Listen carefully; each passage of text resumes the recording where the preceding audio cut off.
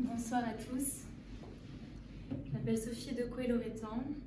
Sophie Decaux, c'est mon nom d'artiste, Sophie Loretan, mon nom dans la vie. J'aimerais remercier Enza de me donner l'opportunité de présenter ce projet qui s'appelle Afghanistan Chérie. Et merci Guy Métan pour cette conférence qui était vraiment inspirante, notamment tout ce qui est en lien avec ces rencontres, parce que ce projet est né d'une rencontre qui était pas du tout prévue. Puis, il y a quelques mois, je suis tombée sur ce portrait, qui était en couverture d'un magazine, avec ces mots: Sahar Rezaï, jeune réfugié afghane de 19 ans, établi en Valais, soigne les douleurs de la guerre par la peinture. J'ai ouvert le magazine, j'ai lu l'article, j'ai été bouleversée. Et j'ai su, en lisant cet article, que j'allais créer un projet autour de cette femme, je ne savais pas du tout quoi. Donc cette femme, elle a 19 ans, elle a eu la polio petite en Afghanistan, donc elle a été scolarisée à la maison, elle a fait l'école à la maison, parce qu'apparemment les handicapés ne peuvent pas aller à l'école en Afghanistan. Et sa maman s'est convertie au christianisme, ça s'est su par les talibans. Je ne vais pas vous expliquer en détail ce qui s'est passé, mais ils ont dû fuir en urgence leur pays. Ils ont mis 1 année et 2 mois à arriver à Sion. Et pendant ce voyage, ils ont fait quelques temps dans un camp de réfugiés en Grèce. Je me rends compte que j'ai déjà perdu la... C'est toi qui l'as, ok, d'accord. Dans un camp de réfugiés en Grèce où une bénévole a donné des pinceaux à Sahar. Et à partir de ce moment-là, elle a commencé à peindre, donc elle avait 14 ans.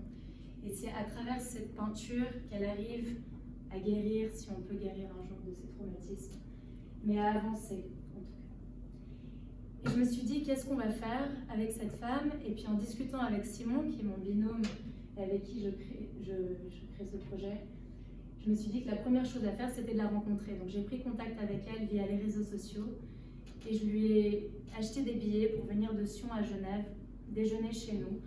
J'avais envie de voir ce que ça allait inspirer, cette rencontre, ce que ça allait faire naître comme sentiment, comme émotion, et pour voir ce qu'on allait pouvoir créer. Et en discutant avec elle, donc elle était très touchée, elle avait peur de venir parce qu'elle venait chez des gens qu'elle ne connaissait pas. Elle était très touchée, elle nous a dit que c'était la preuve que Dieu avait écouté ses prières. En discutant avec elle, elle nous a dit qu'elle écrivait des poèmes. Et là, on s'est dit, c'est ça qu'on va faire, on va mettre un de ses poèmes en musique.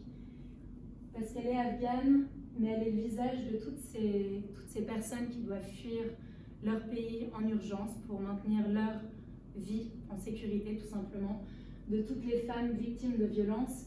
Et en plus d'être une artiste qui est très douée, malgré son parcours qui est très difficile, elle a un message d'amour et d'espoir et une force, une résilience qui sont vraiment inspirants et je pense qu'ils peuvent inspirer énormément de gens qui ont des passés difficiles pour leur montrer que demain peut être plus lumineux.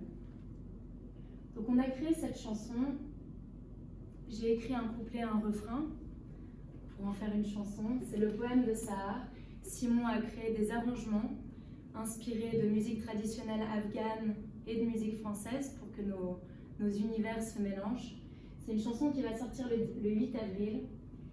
Afghanistan, c'est pas seulement une chanson, c'est aussi un clip qu'on a eu l'opportunité de tourner à la Galerie de l'Olivier, à la librairie arabe, chez Alain Vittard.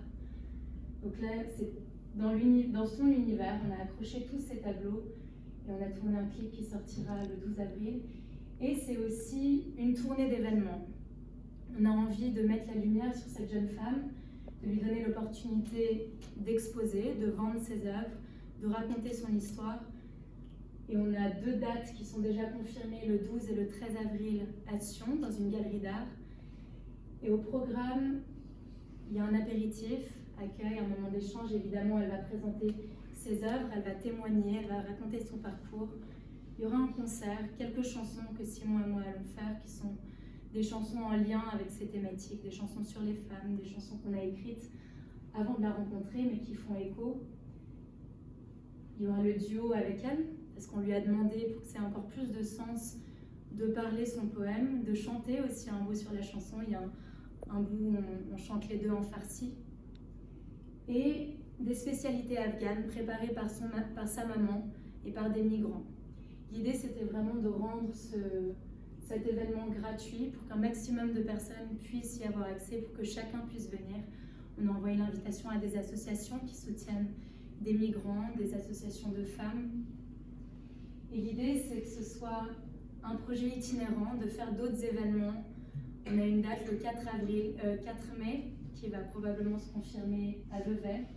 À Genève, le musée de la Croix-Rouge a confirmé qu'il voulait accueillir ce projet, ce sera en juin. Et on a lancé un We Make It pour pouvoir réaliser ce projet et l'emmener encore plus loin, lui donner une ampleur encore plus importante. Donc il manque encore un petit soutien pour pouvoir l'emmener encore plus loin. Ah non, je crois que c'est bon. Ouais. On a le soutien de pas mal de presse, on n'a pas encore les réponses de tout le monde, mais on a eu ce premier interview chez Radio Chablais avec Sahar et sa famille. C'était très émouvant de les avoir dans le studio, de l'entendre elle raconter son parcours.